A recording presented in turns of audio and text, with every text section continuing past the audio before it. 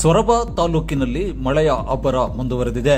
ಈ ನಡುವೆ ಮಂಗಳವಾರ ಆನವಟ್ಟಿ ಪಟ್ಟಣದ ಸರ್ಕಾರಿ ಉರ್ದು ಪ್ರೌಢಶಾಲೆಯ ಗೋಡೆ ಕುಸಿದು ಬಿದ್ದ ಆತಂಕಕಾರಿ ಘಟನೆ ನಡೆದಿದೆ. ಅದೃಷ್ಟವಶಾತ್ ಘಟನೆ ಸಂಭವಿಸಿದ ವೇಳೆ ಕೊಠಡಿಯಲ್ಲಿ ಯಾವುದೇ ವಿದ್ಯಾರ್ಥಿಗಳು ಇರಲಿಲ್ಲ ಎಂದು ತಿಳಿದುಬಂದಿದೆ. ಸದರಿ ಸರ್ಕಾರಿ ಶಾಲೆಯಲ್ಲಿ 104 ವಿದ್ಯಾರ್ಥಿಗಳು ಅಭ್ಯಾಸ ಮಾಡುತ್ತಿದ್ದಾರೆ. ಮಧ್ಯಾಹ್ನ ತರಗತಿ ಮುಗಿಸಿ ವಿದ್ಯಾರ್ಥಿಗಳಿಗೆ ವಿಶ್ರಾಂತಿ ನೀಡಲಾಗಿತ್ತು. ಗೋಡೆ ಕುಸಿದ ಕೊಠಡಿಯಲ್ಲಿ 31 ವಿದ್ಯಾರ್ಥಿಗಳಿದ್ದರು.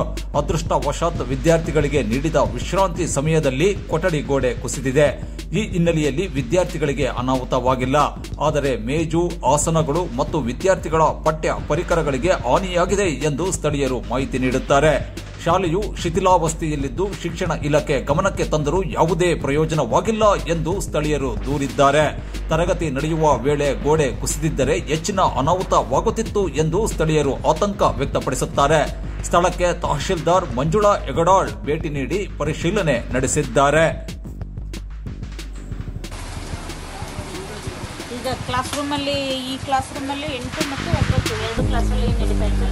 ಒಟ್ಟು ಈ ಶಾಲೆಯಲ್ಲಿ ಒಟ್ಟು 104 ಮಕ್ಕಳಿದ್ವು ಅಂತ ತಿಳಿಸಿದ್ದಾರೆ. ಅದೃಷ್ಟವಶಾತ್ ಮಕ್ಕಳು ಯಾರೂ ಇರಲಿಲ್ಲ ಕ್ಲಾಸ್ ರೂಮಲ್ಲಿ. ಅದೊಂದು ಒಳ್ಳೆಯದು. ಇವರಿಗೆ ಪರ್ಯಾಯ ವ್ಯವಸ್ಥೆಗಾಗಿ ನಾವು ಬೇರೆ ಬಿಲ್ಡಿಂಗನ್ನು ನಾಳೆಯಿಂದ ಕ್ಲಾಸ್ ರೂಮ್ ಸ್ಟಾರ್ಟ್ ಮಾಡೋಕ್ಕೆ ವ್ಯವಸ್ಥೆ ಮಾಡಬೇಕು. ಇದನ್ನು ಏನಿದೆ ಪರಿಹಾರಕ್ಕೆ ನಾವು ರೆಫರ್ ಮಾಡ್ತೀವಿ.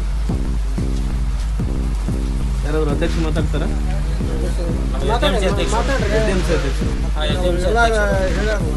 ತಾವು ಮಾತಾಡಿ ಟಿ ಎಂ ಸಿ ಅಧ್ಯಕ್ಷರಿಗೆ ಮಾತಾಡಿ ತಾವು ಸಾಜಿ ಅವ್ರು ಹಾಕ್ಕೊಡ್ತಾನೆ.